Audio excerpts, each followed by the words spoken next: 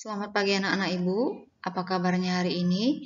Ibu harap kita semua dalam keadaan sehat. Ini adalah pertemuan 2 prakarya kelas 9 semester 2. Tentunya masih bersama Ibu. Sebelum kita belajar, kita lanjutkan pelajaran kita minggu lalu. Siapkan alat tulis kamu. Masih ingat pelajaran kita minggu lalu? Iya, betul sekali. Kerajinan berbasis media campuran. Nah, hari ini akan kita lanjutkan ya. Hari ini kita masuk ke produk dan proses kerajinan berbasis media campuran. Yang pertama itu adalah di sini bahan dari batu. Batu itu terdiri dari batu permata atau batu mulia, juga ada batu akik. Permata yang paling diminati itu adalah yang berkristal. Kemudian batu akik jenis anggur seperti biru langit, bungur, atau kecubung. Nah, di sini ada contoh kerajinan berbasis media campuran dari batu. Jadi artinya kalau dikatakan berbasis media campuran berarti bahan utamanya adalah batu dan dia bisa dicampur dengan kayu, ini gambarnya. Kemudian bisa dicampur dengan logam. Jadi batu dan kayu, kemudian batu dan logam. Kemudian contoh yang lain itu adalah batu dan kayu. Ini ada bingkai foto. Kemudian juga di sini batu dengan logam dia dijadikan sebagai aksesoris dan di sini batu dengan kayu ya. Yang kedua adalah logam. Nah, bahan kerajinan logam, bahan utamanya itu adalah logam. Kemudian alat yang digunakan itu adalah plat, kemudian patri, tang lancip. Nah, untuk contoh kerajinannya itu di sini ada logam dengan kayu, kemudian logam dengan batu, kemudian logam dengan kerang, juga ada logam dengan kain, logam dengan rotan, logam dengan kayu. Selanjutnya adalah plastik. Nah, untuk plastik sangat banyak kerajinan yang berasal dari bahan plastik.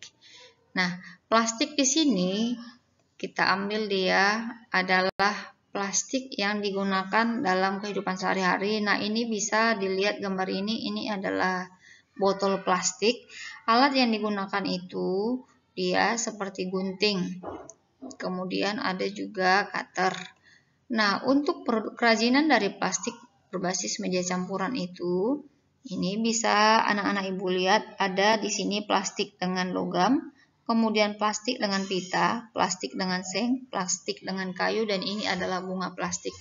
Nah, dari batu, logam, dan plastik itu masing-masing kerajinan yang dapat dicampur dengan bahan-bahan lainnya, dan tadi contohnya sudah Ibu tunjukkan. Kita lanjutkan. Nah, ini adalah kayu. Bahan kerajinan dari kayu itu adalah kayu. Jadi yang mendominasi kerajinan kayu ini adalah kayu. Sementara untuk bahan campurannya bisa dari kulit, bisa dari kain, kemudian bisa dari logam. Nah, untuk alatnya yang digunakan itu adalah pahat, kemudian amplas, gergaji kayu, mesin bubut, dan sebagainya. Sementara untuk produk kerajinan dari kayu berbasis media campuran itu, di sini ada kayu dengan logam, kemudian kayu dengan kaca, dan juga ada kayu dengan kain, kayu dengan kulit, dan kayu dengan karet. Itu dia untuk kerajinan dari bahan dasar kayu. Kemudian, yang kelima, keramik. Bahan kerajinan keramik itu bahan utamanya adalah tanah liat. Tetapi yang mau kita bahas di sini adalah ketika keramik ini tadi dicampur dengan bahan lain, maka akan menghasilkan kerajinan yang lebih menarik. Untuk alat kerajinannya itu sama seperti yang sudah kita pelajari sebelumnya ketika kita belajar mengenai kerajinan limbah lunak. Dia membutuhkan butsir, roll, kemudian spons, tali pemotong, alat putar tangan, alat putar kaki, tungku pembakaran, dan sebagainya. Sementara untuk produk kerajinan dari keramik, yaitu ada keramik dengan rotan, ini dia, ada keramik dengan logam, kemudian ada keramik dengan kain, kemudian ada keramik dengan rotan. Dan ini adalah kerajinan dari bahan dasar keramik. Baiklah, sudah ada 5 bahan dasar yang kita gunakan dan yang akan dicampur dengan bahan lainnya, dimulai tadi dari batu, logam, plastik, kayu, dan keramik. Nah, ini kelima bahan ini jika dipadukan atau dicampurkan dengan bahan lain akan menghasilkan kerajinan yang lebih menarik.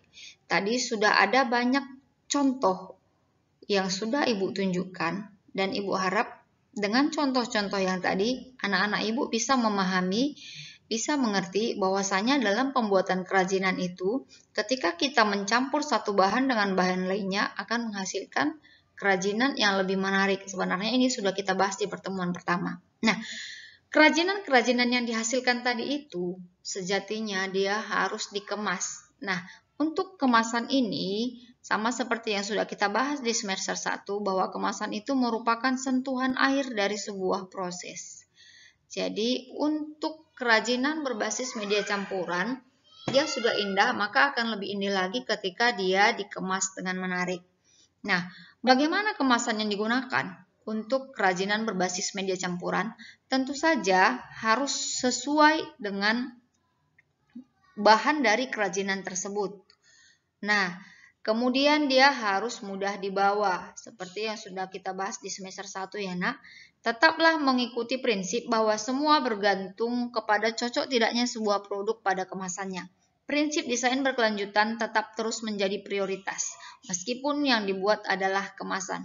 Perlu diperhatikan agar kemasan tidak langsung dibuang, namun dapat digunakan untuk fungsi lain oleh konsumen. Nah, ini ada beberapa contoh kemasan. Dia ada yang dari kayu, kemudian ada yang dari kertas, ada yang dari plastik, kemudian di sini ada dia yang dari kertas kemasan. Itulah dia untuk kemasan yang digunakan pada kerajinan berbasis media campuran. Baiklah, untuk tugasnya Ibu kasih 5 soal. Dan ini kamu jawab dengan menggunakan atau dari materi yang sudah kita pelajari hari ini. Apabila ada yang kurang jelas atau kurang dipahami, bisa langsung bertanya kepada Ibu. Terima kasih, selamat pagi, salam sehat, Tuhan memberkati.